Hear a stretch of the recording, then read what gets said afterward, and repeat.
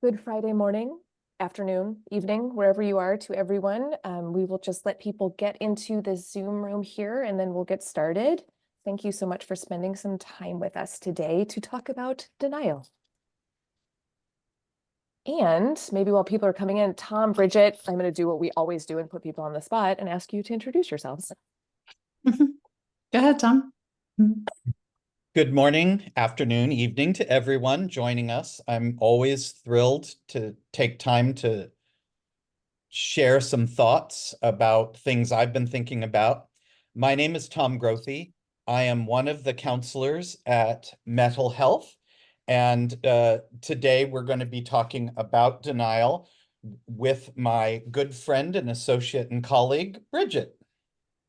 Hi, everybody. Happy Friday. Bridget Sumser, clinical social worker by training and counselor with Mettle Health, and really happy to be here with you today. We're going to do things kind of differently, which is that I am sort of here with you to take in Tom's learning and teaching about denial, and then to be in conversation with you all afterwards about what lands for you and what questions we have, and excited to be here in this kind of different way today. Okay. Well, thank you, Bridget. I'm so glad you're here. I know that you can really bring some edification to some of what I've been studying. Those of you who know me from past presentations know that I've been doing end-of-life work for over 45 years, and now I'm taking opportunity in my life to really drill down into topics that interest me. So I hope they interest you too. I've spoken about hope, courage, awe and synchronicity, multiple loss, and now going to be presenting denial. And I hope that you guys are getting the joke in this slide that lovely Sonia, who is our moderator and administrator of Mettle Health, found a slide of denial in Egypt. So because I was going to title this thing, maybe it isn't just a river in Egypt. So anyway, we can go on to the next slide and get into the topic. Oh, I wanted to warn people that some of the talk earlier is very broad, and my intention is to bring it into very specific around dealing with denial, recognizing denial. But the way I work, the way my brain works, is I really drill down and look at what this word means so that I really can clearly understand it in the specific going forward. Thank you so much, Tom. We'll do a quick logistics check-in here. So like Tom and Bridget mentioned, they're going to go through some information all about denial. And then when we get to the end of that, we'd love to chat with you. So you can do this in two ways. You can click the raise hand button and speak with Bridget and Tom, or if you prefer to not do that, you can type it into the Q&A and I will read it aloud for you. So two options.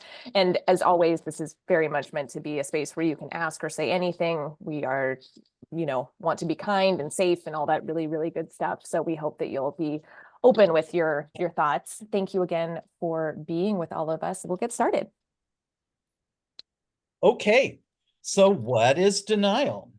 The definition I like is an unconscious defense mechanism characterized by refusal to acknowledge painful realities, thoughts, feelings.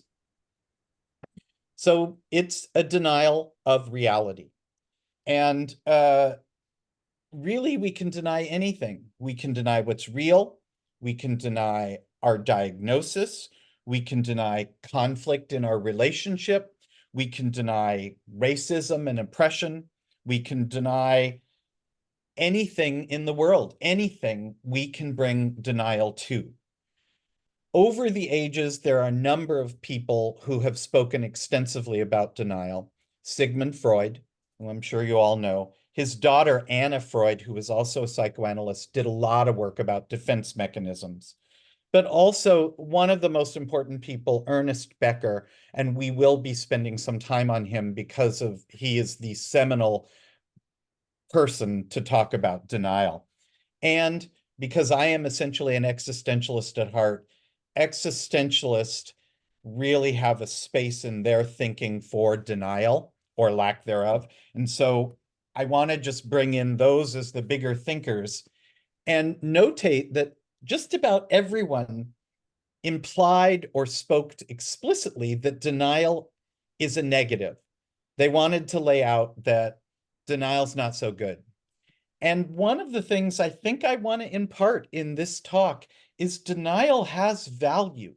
There are times in our life that we need denial and that it is a valuable defense mechanism. So we're going to try and talk about the benefits and the detriments of denial. Okay, let's move to next slide. Biological imperatives of denial might seem like a weird place to start. However, I encountered a book called Denial, written by Varkey and based on the research of Brouwer. These are evolutionary biologists, and they are basically stating the premise that denial is the reason that mankind evolved to rule the planet.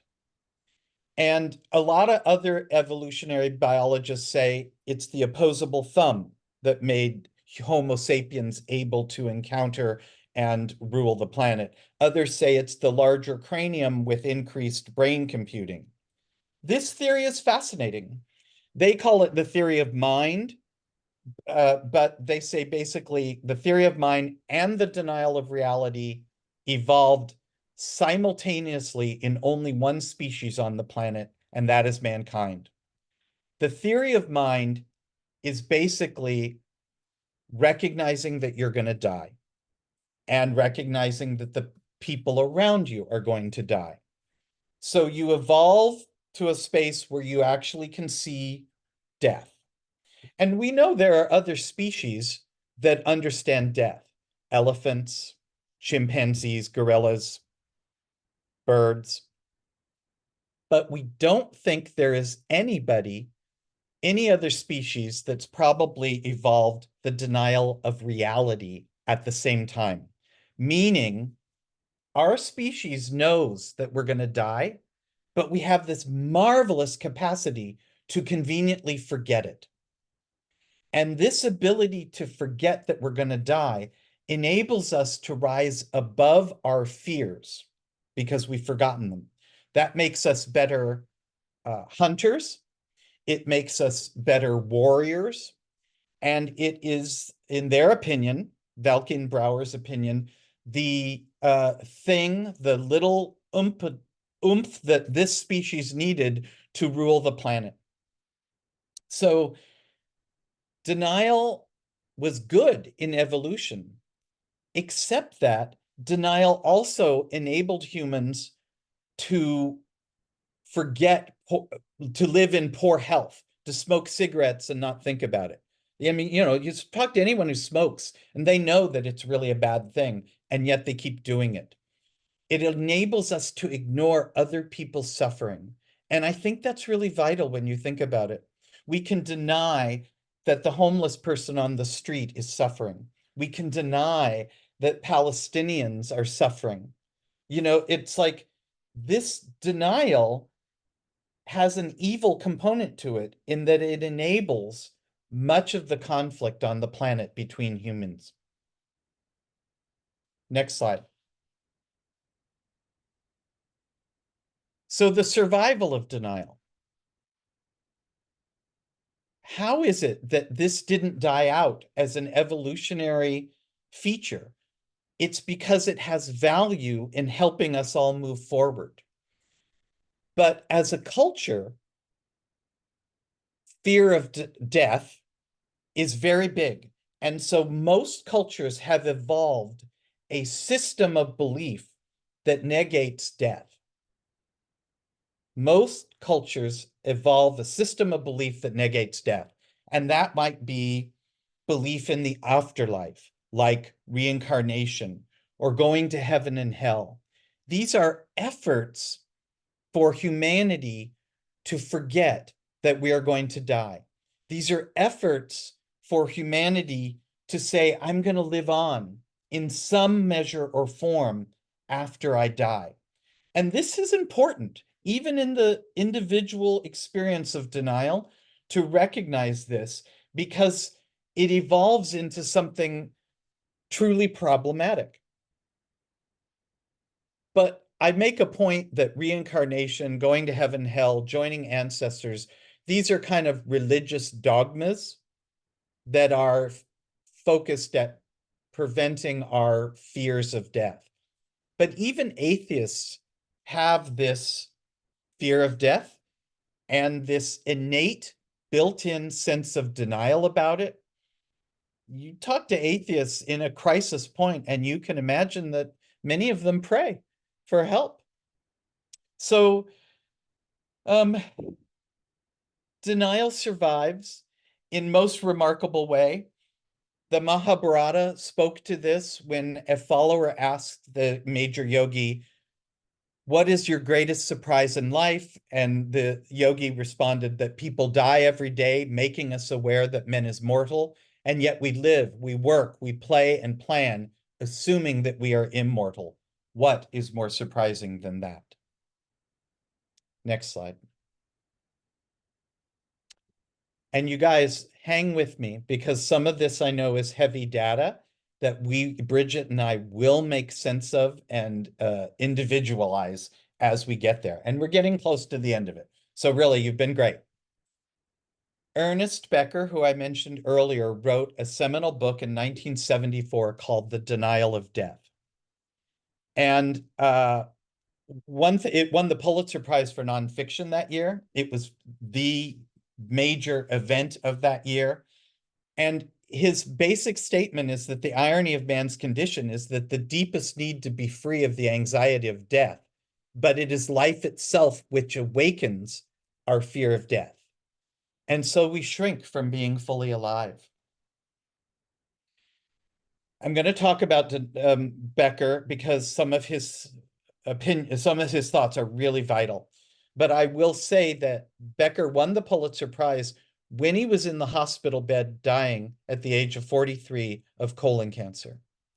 And it always makes me think of a fella who revealed denial of death to his entire culture and then had nowhere to go. He had no escape from, it's like he couldn't comfort himself in his denial that he was dying. And I think that's very poignant to me. Okay, let's hear what Becker said. Next slide, please. So Becker's thinking is that the human animal is characterized by two fears, the fear of life and the fear of death. And it is our fear of death that drives us to develop schemas of transcending death, which he called the hero system. And I've already alluded to that. Religions, reincarnation, heaven and hell. These are schemas that we develop that transcend death. And the hero system is a culturally agreed upon system of denial of death, which kind of a radical concept when you think about it. And I hope I'm not offending anyone who's a believer in their religion. I'm not saying that these are bad things, but I am acknowledging in a neutral way as possible that our dogmas, our creations, usually focused on preventing our anxiety around dying. Next slide.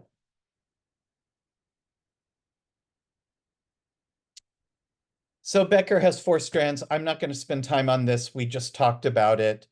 The hero system is what we develop to get over our anxiety of death. A hero system is our comfort that allows us to deny death. Next slide. The purpose of the hero system is to make us feel comforted, to make us not fear death. And it does it through promises of eternal life after death, the continuation of your life through a chain of descendants, membership in an enduring political movement, or the creation of art that lives on after you. Some of these are fantastic. Imagining that your children and your grandchildren will remember you and that you will live on in that way. That's cool. And that's comforting. But if you look at membership in enduring political movements, it doesn't take much to extrapolate that it becomes us versus them. In our fears of death, we need to be part of a bigger system, and sometimes we glom on to us versus them. And it is, in fact, the origin of most wars. A warrior from olden times to today goes to war because they believe in their cause, and they commit murder and rape and mayhem because they believe they are right. And that belief that they are right gives them comfort. It gives them safety. And the thing that they are protected from is death. And it's ironic that so many warriors go to war and die. But they die in the service of a greater thing than themselves. And so they feel they live on. So this is the hero system's purpose. And if we look at that and understand that we, each and every one of us, have this, and that it is an acknowledgement of our fear of death, then we can do something about it in a more positive way that might prevent some of the negative outcomes of the hero system. Next slide. So how do we address the hero system? It allows us to feel part of something that's bigger and it will survive beyond us. Becker's thoughts are that one way of doing this is to try to not focus on the other. And if you think about that, that happens quite frequently when you are believing in something. Christian versus Jew, right wing versus left wing. The others become important. And his point is perhaps focusing on something more impersonal, poverty, disease, might be a way of not shifting into some of the evils that the hero system provides, because the hero system is providing comfort. So we know it's going to be part of us. We just need to find healthy ways to address it. And then he also suggests practice dying, which leads to us to become more hardened to the realities and terror of death. And this is very common, I believe, in Zen Buddhist thinking. You know, the Zen way of approaching dying and death is sometimes to sit with the dying person, to sit with them after they've died, to contemplate the honest, frank reality of leaving the body. So he's saying that can be a help in balancing the hero system, is to really enter into your fear of death and look at it honestly. My opinion is that I don't think most people can live there all the time, and that people need a break. And that's what denial and the hero system give us. So I'm struggling to impart ways that we can work with that. Next slide. It's trippy to think about it, but when you're in denial, you cannot know that you're in denial. You're in denial of denial. Because you have decided that your hero system, your belief, your absolute surety of the situation is the thing that is going to be the answer to your anxiety, your death anxiety. So I started thinking of what are some things that might reveal to an individual that they are in denial. It's a little like looking, you can't look directly at it. So you have to look around the edges at what might be a manifestation of denial. And the biggest one for me is that if you are 100% sure of your outcome, you're in denial. Because life is not certain. So if you know that prayer will restore you to full health, or if you believe that chemotherapy will absolutely solve the issues associated, with your cancer, you are probably in denial. If you can honestly say there's a 70% chance that this will work and I'm going to believe in it, that's probably a more reality-focused opinion. But other ways that you might think that you're in denial is if you might be emotionally disconnected to the outcome or your circumstances. Yes, I have cancer, but it's all going to be okay. That might be a form of denial through emotional disconnection. And the corollary to that is if you have a lack of introspection in the circumstances of what's going on around you. If you have a very simplified view of your world or your disease or your circumstance, and of course, a person who has lack of introspection probably doesn't know they have lack of introspection, myself included. So I don't know exactly how you get there, but it occurs to me, emotional disconnection, lack of introspection. A clear one is negative outcomes. If you're believing 100% in something and things are not going well, I think it's a potential sign to wonder if you are in denial. Because if you have the same recurring problem, the same negative outcome, possibly that is an indication that your belief system is not working to support you. Two other points I want to make about the denial of denial. The first is, if you're in denial, you're 100% sure of something, that removes uncertainty in your life. As I said in my hope talk, the only way you can have hope is if you live in uncertainty. And so if you're in denial and 100% sure, you cannot be hopeful. And hopefulness is more than just hoping for a good outcome. It's a soul thing to be hopeful for your future. And so denial may be robbing you of hopefulness by being absolutely sure of an outcome. And the other thing is that Freud collected jokes, and one of them was a husband speaking to his wife, saying, if one of us dies before the other, I think I'll move to Paris. Okay. Hang on.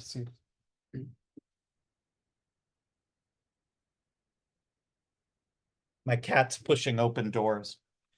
Okay, so now we're getting to some of the more meat of the topic, and we're about to finish some of the actual data points that I'm laying out. The negative outcomes of denial of illness. I think that most of us can see what those would be. Brené Brown said that denial is a useful mechanism until it's not. So if you're denying your illness, your physical condition, your relationship status, you may then delay treatments that could help. And you may also be getting inadequate management of symptoms because you're not acknowledging the reality of your illness or your relationship or whatever it is you might be denying. You're probably also preventing the processing and the accepting of a new diagnosis. If you're told you have this serious condition and you're like, well, I'm gonna fix it with medical intervention, you don't have the opportunity to grieve, to process what this means, and to move forward. So denial of illness or any denial of anything can really prevent incorporating this new tragedy into your life. And of course, that can really strain relationships. If everyone around you has a different perception of what's happening to you than you, it's hard to connect with your loved ones. It's hard to really communicate with them. So you have missed opportunities to cope, to adapt, to grieve together, to feel the tragedy of something that's happened to you. And generally, I think I would fall on the opinion that grieving and accepting and processing your diagnosis are good things. Okay, next slide. I don't know if you can see the line on this, but the comic says, it's a World War II comic. Now that you mention it, it does sound like the patter of rain on a tin roof. The positive aspects of denial. I was explaining this to Bridget when we were talking about this topic, and she was going to work with me on it, and that denial is like a blister. And as you guys know, or may not know, I'm a nurse practitioner, and a marriage family therapist. But much of my career, I worked as a nurse providing wound care to really, really sick people. And I thought that denial functions much like a blister, in that when you have trauma to a part of your skin, you develop a bubble over it. And the purpose of that bubble is it fills with fluid that's a cushion, and it allows the skin underneath to heal without being exposed to air and reality. And I think denial is like that. If you pop a blister too soon, the skin is too raw and it hurts more. Is it possible that denial functions the same way? Could we get a terrible terminal diagnosis and choose to deny that for a period of time while our psyche processes all that we've lost? And at some point, the denial comes off. But for a period of time, denial served us much like a blister. Emily Dickinson wisely said, "The truth must dazzle gradually, or else every man be blind." So denial gives us time to acclimate, to adjust. And I think that's great. Self-deception can be a valuable coping tool, and it can be comforting. And you remember my discussion of the hero system back at Becker. The hero system is comforting. And so we start to understand that denial provides us a comfort when the world is too much. It's a blister, it's a comfort, and we deserve that as long as we use it wisely, judiciously. I'm not sure the way to say it. It returns us to a comforting certainty that allows us to go to bed at night and not stay up in anxiety and terror. I have a very wise client I'm working with now, and their husband is quite sick with dementia. And I was telling them at one point, like, go to dinner, have a glass of wine, forget about it for a while. And their comment was, that's kind of like the anti-Zen approach to illness. And you remember us a few slides back talking about the Zen Buddhist approach of sitting with the dying body, sitting with the dead body, really drilling down and experience the truth of a body getting cold. Yeah, maybe denial is the anti-Zen approach to illness. It's a break. It's time to rest. And I think that's okay. Okay, another slide. So all of us have denial at some point, and maybe some of you are on the call because you're worried your loved one is in denial, and you're wondering, how can I communicate with someone in denial while supporting and loving them? How can I help them use denial in a way that will help and not hinder?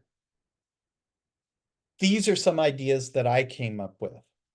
And the first I want to say is based on 45 years of being a clinician, working with people dying, is that denial is a very powerful defense mechanism, and it often stands up to confrontation.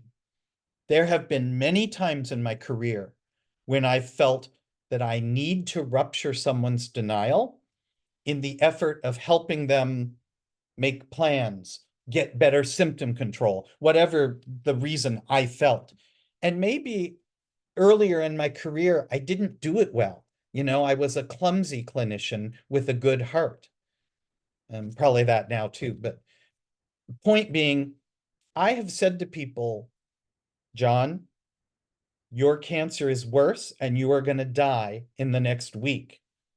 And they'll be like, oh, okay, well, what should we have for lunch? You know, it's like it's remarkable. And it's a wonderful gift. And John was not able to hear it at that point. So when you're working with someone in denial, I would say to consider what their denial is providing them. So it's not just an evil thing that Freud or Becker may have thought it. It may have value. And what is it providing to a person at this time in their disease? And is there a way that once we know what it's providing, that we can shift it, that we can provide what they're getting in another capacity or way? So I would say the ways to work with someone is to be gentle and curious. Ask them about what they believe and how they think it will go, all to the purpose of returning uncertainty to their life. And I spoke of this in the Hope Talk, and I think that living in uncertainty is completely honest, and it is not denial. And so if you can move someone who's 100% sure of what their life will be, if you can say, okay, you think that your chemotherapy is going to solve the solution, but what if it doesn't? What if there's a 1% chance that you're not going to get well? What would you do then? Because it moves them to a space where they can start considering other options. And living in uncertainty, I will personally tell you, is horrible. I always want to be certain of everything, but I also know that uncertainty is honest and it's real, and it can deepen your experience of the world. So look for ways to return uncertainty. And look for different ways of providing what the hero system is providing them. And those are usually a sense of belonging and a recognition that we will live on in some capacity. Are there ways to tell the person that you love that they belong, that they are an important part of this world, and that they will live on, be remembered, that, you know, if just, is there a way of giving them the comfort of the hero system while allowing them to maybe entertain uncertainty and reality? Okay, next slide. I think last slide. So, fantasy and denial may be the same thing. This is a great piece of art, I think. We live our lives assuming that they will continue. And that's a fantasy. We will all die. When we're diagnosed with a terminal or chronic disease or illness, it really shatters our assumptive world and it exposes us to harsh realities. So when you're diagnosed, it's harder to deny, right? It's hard, you know, when you're got a painful arm that looks weird, it's hard to deny the reality of where you're living. So denial restores our comfort in certainty, but it robs us of the precious, unknowable nature of life. I don't know, is that good or is that bad? That's what I wanted to say in some of this. And now I welcome questions, and I am so glad to have Bridget with us to sort of share her thoughts and talk. So move on. I'll just put up the references really quickly so we have it in the video for people to pause on. And then maybe just go back to the other one after a minute or so. Okay, Bridge. So I'm just so humbled by this. I think one of the things I was thinking so many things, or so many things are coming to my mind, but I feel like one of the kind of central questions for me under this is like, how do we know? Like, how do we know what we know? What is knowing? Where does knowing come from? Right. And that's so uniquely individual for all of us. It's cultural, it's generational, it's, it's socialized in so many ways. And just like this conversation feels to me about like knowing, what do we know and how do we engage with it and how do we share it intimately with other people? I love that, because the slide of denial. So you can start to wonder, is what I know real? And what's real, but so that's why I brought up those slides of here's some clues that what you know, what you believe may not be working for you at this time. And it may be because you're denying some aspect of your life. Yeah. I feel like a profoundly lay student of denial in a lot of ways. And in many, I think professionally, and certainly this would be personal too, like I haven't been like a big fan of the idea of denial, actually. I've been so protective around the idea of denial because I think we use it really harshly a lot of the time, especially in relationship to other people's denial or our conceptualizing of someone else being in denial. There can be so much judgment there, so much like, oh, they're in denial. It's like actually used as a way to separate from, when I guess one of the ways that I think about it is like, and the idea that was coming to my mind so much in a movement I use is like, if our death awareness like hangs out back here where we can't see it so much, and then these things happen in our life that bring it like this, like a diagnosis or a loved one's diagnosis, but actually like, I can't relate to you very well if it's like this. So we do all sorts of things to move it back, and sometimes we can get it back here. And then other times it comes to live in this like peripheral, and like denial helps us do that. Right. And to your point, like that can be really important. But so is some of the process, like, how do we bring more awareness and more choice of like, okay, I need to do a little bit more, like, I want to be a bit more nimble here. I want to be a little bit more flexible. And also I need to be okay with the fact that like, I can't take care of my kids and be thinking about my cancer all the time. Right. And that it can be a value for denial, can't it? So you can put your terrible cancer diagnosis aside and love your children. And I think those are perfect points that I think the literature has missed, the values of denial. And that's partly what I was trying to do here is like balance it a little more, because in years and years I've heard and probably said to other people, oh, they're in denial. And that is such a pejorative thing. Like, you got to get out of denial. You can't do that. That's not the way you deal with your illness. And I think one of the thrusts of this is denial's okay. It's valuable and it has meaning. And yet it also has real risks. And so you have to carefully evaluate when it's used and how long it's used in the process of living your life. Which is a particularly tricky dance when you're also saying we can't know that we're in denial. Right? You can't know that you're in denial, but then how do you bring consciousness and awareness to maybe, playing with it? Yeah. How do we do that relationally, right? Like, how can we?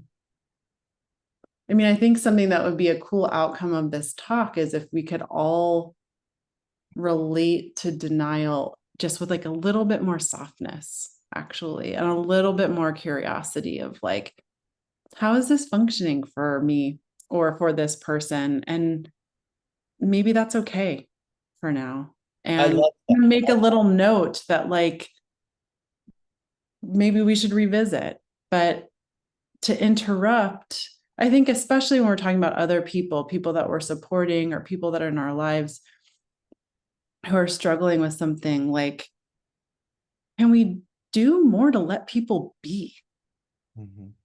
Not to disengage, like not to potentially revisit, because we need each other to like push through to new places. But can we have more softness for like, yeah, I need to be able to put this over here. I need to distract from it. I need some denial because I got a lot of life to do while all of these other things are also true somehow. I love that. That's exactly where I was going with this talk, while being aware of the risks of denial. And, Noah says I hope I'm saying that right, that sometimes patients are accepting of their diagnosis and dying, but family and doctors might be in denial. And that's an interesting turn to, I guess, examples I was giving. It's absolutely true.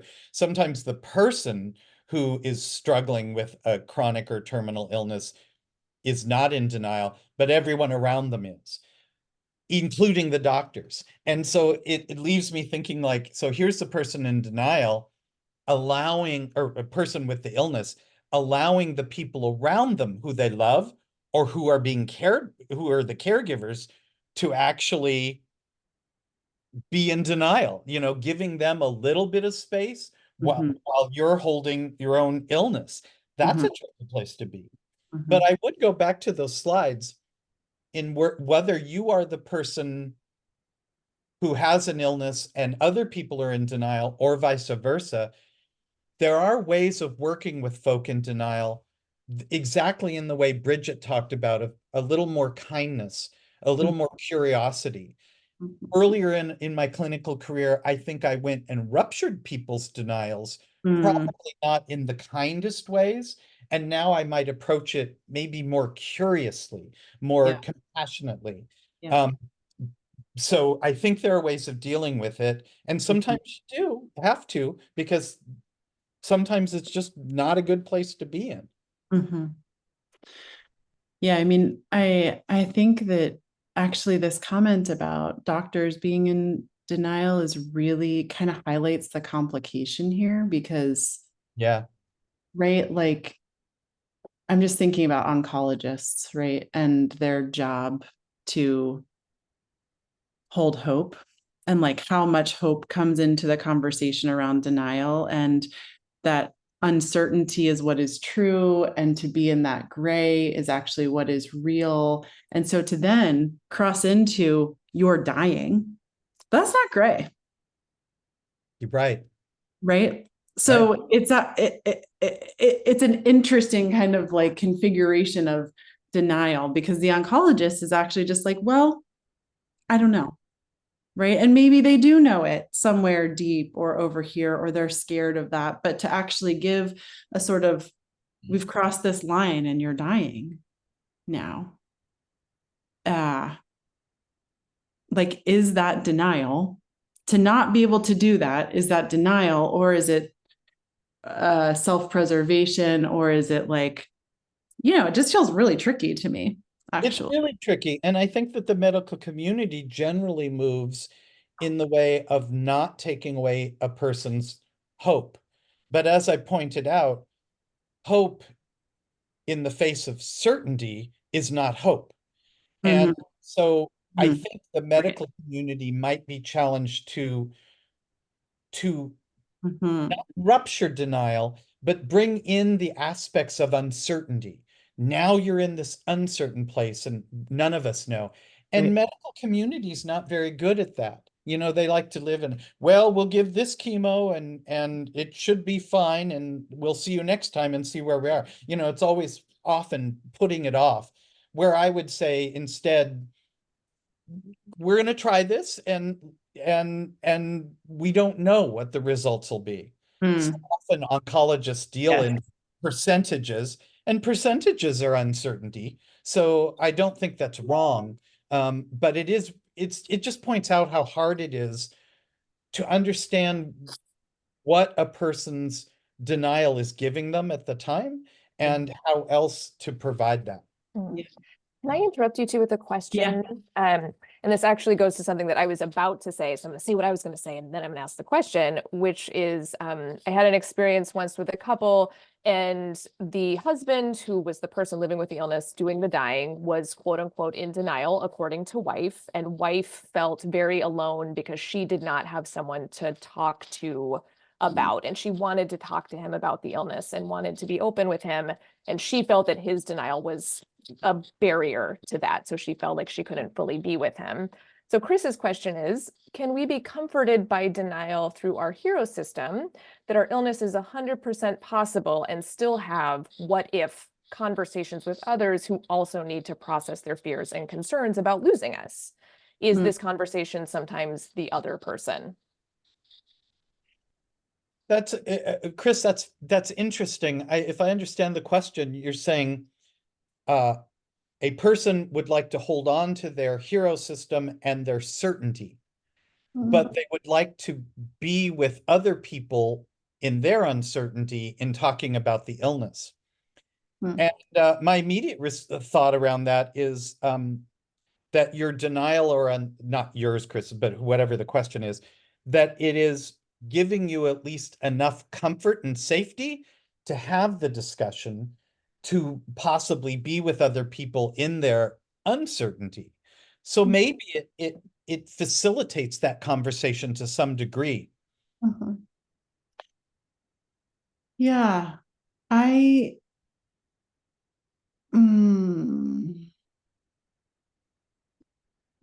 think that we bring a lot of expectation to one another about what we're supposed to be able to talk about together. And I just have sat with so many people over time where actually it's just not going to happen that a spouse is going to talk to their other spouse explicitly about leaving them, or a mom is going to talk explicitly to her children about leaving them, right? That sometimes we really, or that our kids are going to talk to us about that. Like, I think we kind of pedestal this idea that like real closeness and real intimacy is to be able to talk about these things together and bring awareness to them and share an experience of them. And that may be true for some of us, that that's like part of intimate closeness.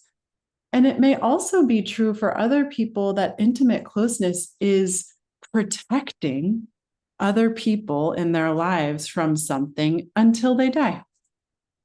But that's a hard thing to swallow when it's in the center of our lives and it's happening. And we're just like, I just want you to talk to me about this. That's going to help me feel connected. But the other person's like, no, by nature of being your mom, I won't.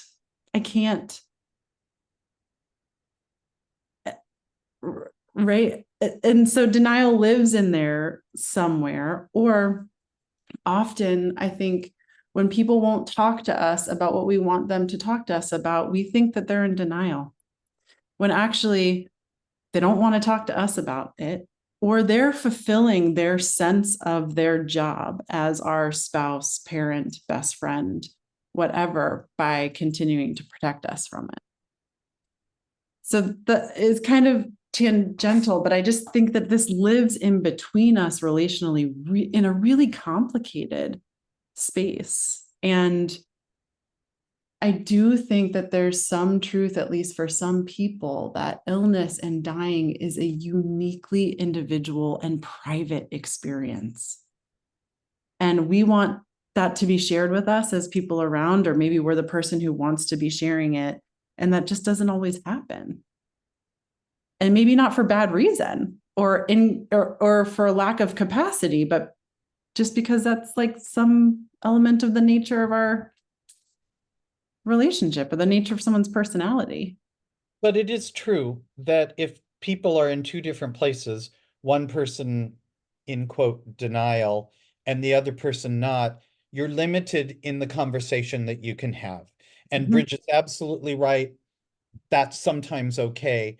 If you're feeling that that's not okay, then possibly you can look for other places to have the conversation. Or possibly you can shift your husband in a place of uncertainty. You know, here, husband, I understand that, you know, you don't want to talk about this stuff, but maybe there's a chance this isn't going to go well. And here's what I need to say to you. And this is once again that rupturing of denial that I admitted I have done so often that sometimes is appropriate for the person or appropriate for, you know, the caregiver, the wife. And so I would also maybe take comfort in the truth, my truth, that denial is a very strong mechanism and that it's kind of difficult to really completely rupture someone and have them. I mean, what's the fear? That we're going to break their denial and then they're going to collapse and die. That's not going to happen. Yeah, you don't. I definitely think in this space, there's so often an overestimation of our power, right? Like that we can take away hope, that we can destroy someone's protective layers. Like I think we overestimate our power in that space. And I think sometimes we don't slow down enough to really think about like, who is this other person? Like, can I see my dad actually for who he is and who he's always been? And like, this is right on track. Why do I think that this should be any different than it is right now? This is totally congruent with who he's been. Do I like it? No. Do I wish it was wildly different? 100%.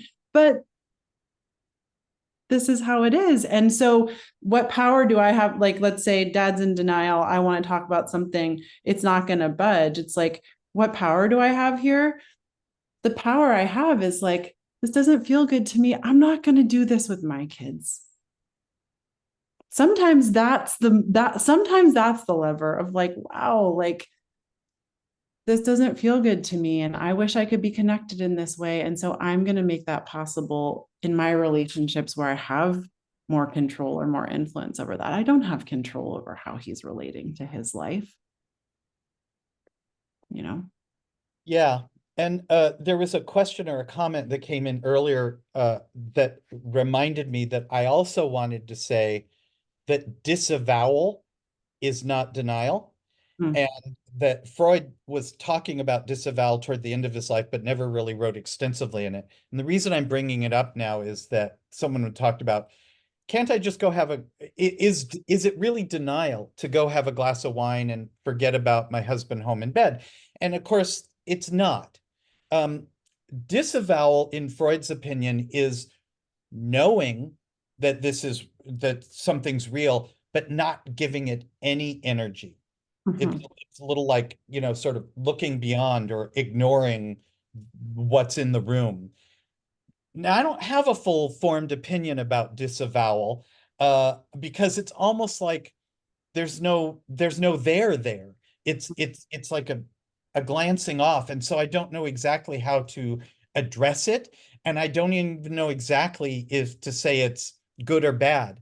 What I've been saying in this talk is denial is both good and bad, and that must be selectively used and possibly better understood as one of your defense mechanisms, one of your ways of improving the quality of your life.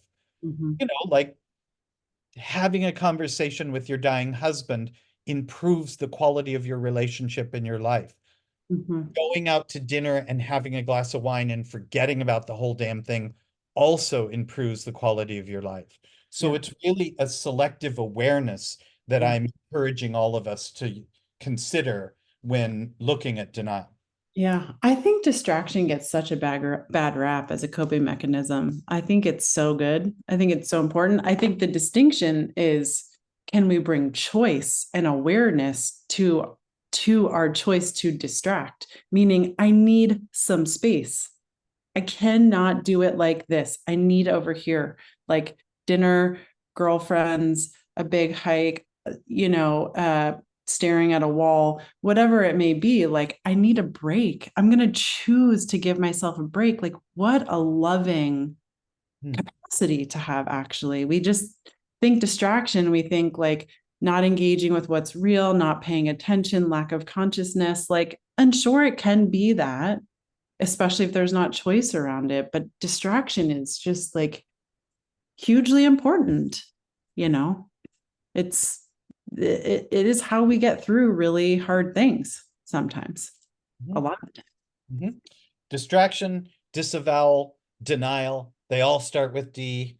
They're all kind of coping mechanisms. They have value sometimes and don't always work in other times. Yeah.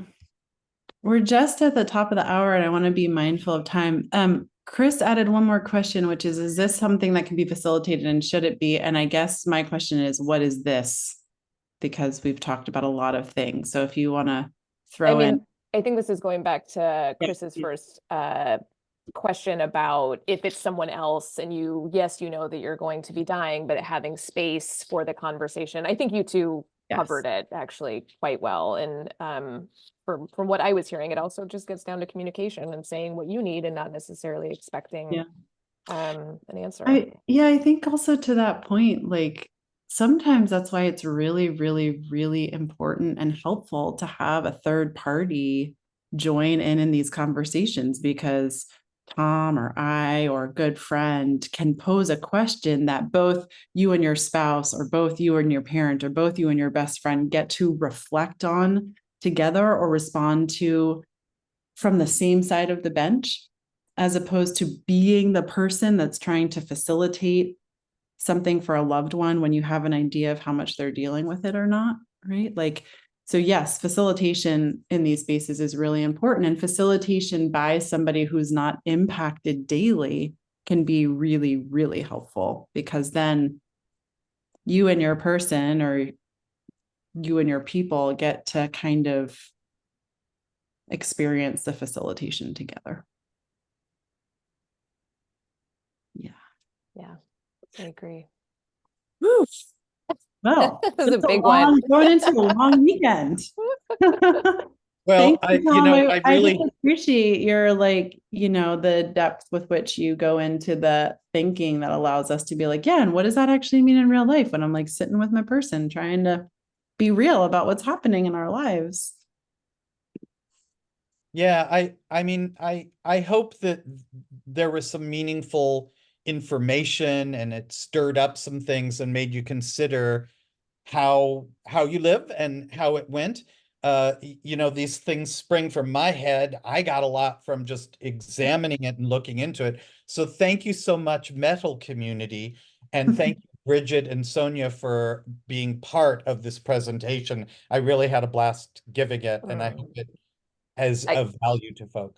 Ditto. Thank you, Tom. Thank you, Bridget. Thank you, everyone, for being happy here. Weekend, It was a great everybody. hour. Happy weekend, everyone. We'll see you next Thanks time. for being here. Bye. Bye.